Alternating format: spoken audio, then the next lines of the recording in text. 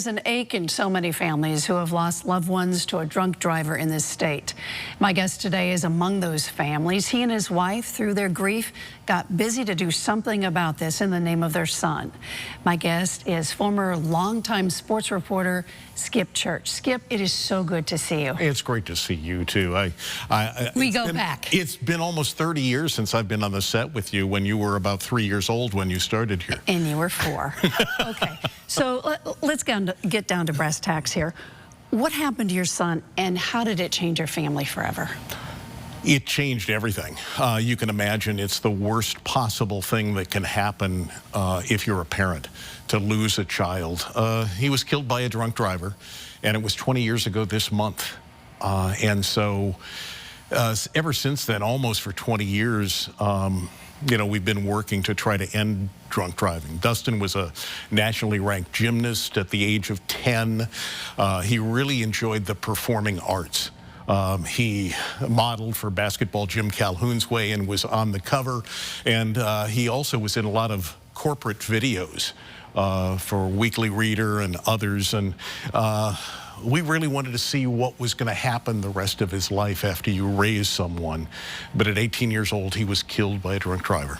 And it's so sad. All right, so you and your wife got busy. Colleen got really busy. Tell me what she did.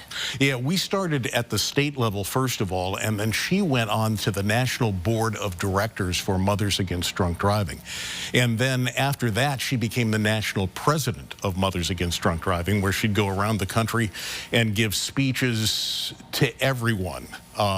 She would visit with legislators to try to improve drunk driving laws in those states. She testified before Congress in Washington, would meet with victims, and spoke everywhere, talked to kids, to adults, and really had an impact, and was one of the longest serving national presidents in the history of Mothers Against Drunk Driving. Look at how your life changed. Yeah. All right, speaking of changes, there's new technology on the horizon. Let's talk about that. Yeah, this little sensor is called the Driver Alcohol Detection System for Safety, or DADS, and it's near the finish line and has the absolute technological ability to eliminate drunk driving forever. And soon, hopefully within the next few years, it'll be in vehicles that are newly manufactured.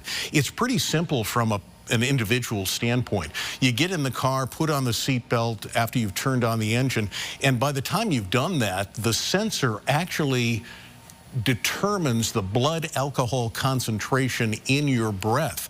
And it does, and then it'll give you an indication of whether it's good to go because you're under the legal limit, or it will tell you that you're over the legal limit and the car will not move.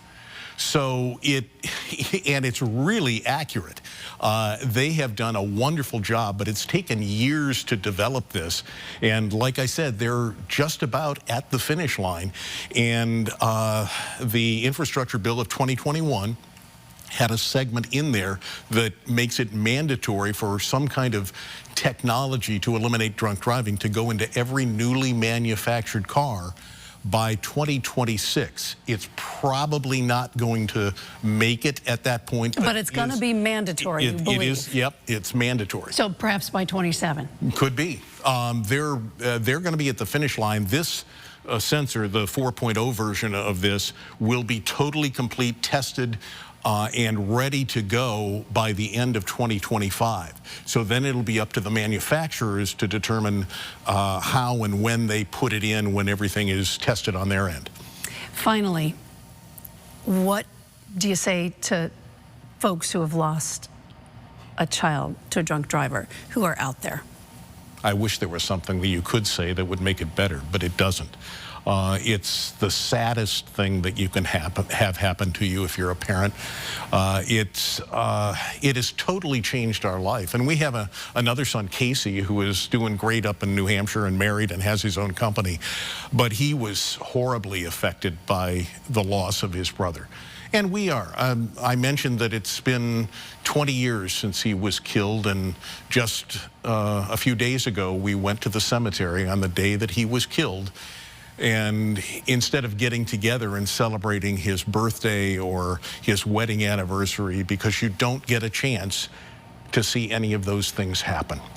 If I were to say something to somebody, it would be to get involved, to try to help other people and try to help eliminate drunk driving, because you can make a difference with your story and telling it to others.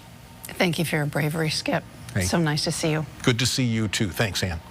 And if you would like to know more about this brand new technology to get drunk drivers off the road in Connecticut and elsewhere, go to WTNH.com or the News 8 app.